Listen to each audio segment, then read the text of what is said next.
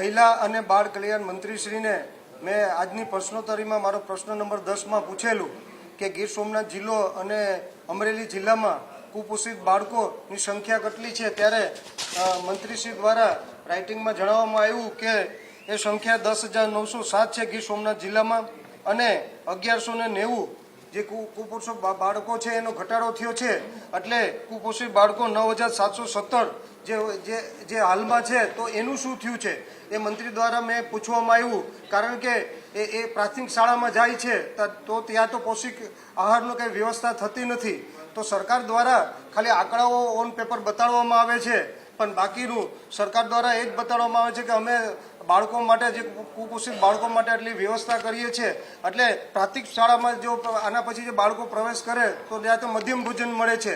એટલે આ ગુજરાત, એવી સમગ્ર ગુજરાતમાં જ આ પરિસ્થિતિ છે. તો ખાલી ગીર સોમનાથ જિલ્લાની કહું છું, એમ તમામ જિલ્લામાં ખાલી આંકડાઓ બતાડે છે તો કે કુપોષિત બાળકો માટે કોઈ વ્યવસ્થા કરવામાં નથી આવતી. એ સિવાય પણ કુપોષિત બાળકો જે આંગણવાડીમાં જે પ્રવેશ લેતા હોય છે એની જ સંખ્યા ગણવામાં આવતી હોય છે. સમજી લેજો કે ગરીબ શ્રમિકોના બાળકો જે હોય છે એની તો એ વધારે પૂરતી કુપોષિત હોય છે, અને તેના મા બાપ છે એ રોજગારી માટે અલગ અલગ રહેઠાણો બદલતા હોય છે, જેના કારણે તેને આંગણવાડીમાં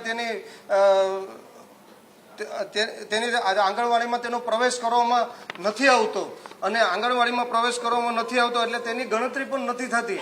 એટલે આવા બાળકો માટે પણ સરકાર દ્વારા કોઈ આયોજન કરવામાં નથી કે આવા બાળકો હોય તો તેને સર્વે કરી અને તેને ડિજિટલ કાર્ડ દેવો જોઈએ કે જે જિલ્લામાં પણ ત્યાં જાય ત્યાં તેને પોષિત આહાર મળે. આ કાર્ડના આધાર ઉપર એ આંગણવાડીમાં પોષિત આહાર મળી શકે અને પ્રવેશ મળી શકે. એટલે સરકાર દ્વારા ખોટી મોટી વાતો કરવા દેવા આવેલી છે મંત્રી દ્વારા, એટલે આવી કોઈ પણ વ્યવસ્થા કરવામાં નથી આવી.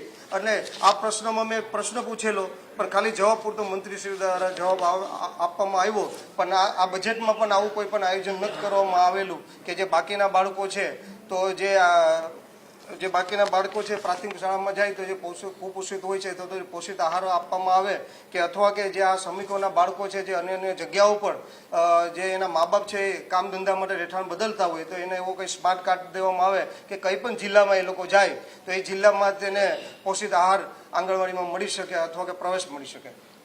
કોંગ્રેસ તરફથી આદિવાસી વિસ્તારના કુપોષિત બાળકોને એને માટે કોઈ ચર્ચા કરવામાં આવી છે?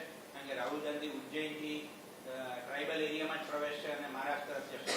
એ જેટલી લોકસભા 5 જેટલી લોકસભા સીટને આવશે એમાં મોટાભાગના ગુજરાતમાં તો આદિજાતિ વિસ્તારના વિસ્તારો છે.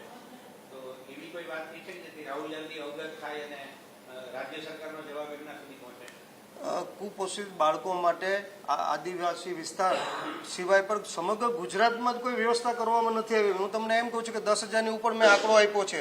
1100 જે આંકડો મારા ગીર સોમનાથથી ચાલુ કર્યો, એ તમામ જિલ્લામાં સમગ્ર ગુજરાતમાં પરિસ્થિતિ છે કે 1100ની ઉપર જે કુપોષિત બાળકો છે એનો ઘટાડો થયો છે. તો 9,000ની ઉપર પાછા બાળકો છે એ પ્રાથમિક શાળામાં જવાના છે. તો પ્રાથમિક શાળામાં તો મધ્ય ભોજન મળવાનું છે, એને કોઈ પોષિત આહાર નથી મળવાનો. તો એના માટે સરકારે કોઈ વ્યવસ્થા નથી કરી. વ્યવસ્થા કરી હોય તો મંત્રીશ્રીએ એમને જવાબ આપેલો. એ સિવાય એના સિવાય આદિવાસી વિસ્તારમાં તો આના કરતાં પણ વધારે ખરાબ પરિસ્થિતિ હશે, કારણ કે જે આદિવાસી વિસ્તારના લોકો પણ અલગ અલગ જિલ્લામાં કામ ધંધાઓ માટે જતા હોય તો એમના માટે કોઈ સ્માર્ટ કાર્ડની વ્યવસ્થા નથી કરી કે જે કુપોષિત બાળકો હોય એ અલગ અલગ જિલ્લામાં કે કામ ધંધા માટે એના મા બાપ જતા હોય તો તેને પોષિત આહાર આંગણવાડીમાં મળી શકે કે પ્રવેશ મળી શકે. એટલે સમગ્ર ગુજરાતમાં પરિસ્થિતિ છે.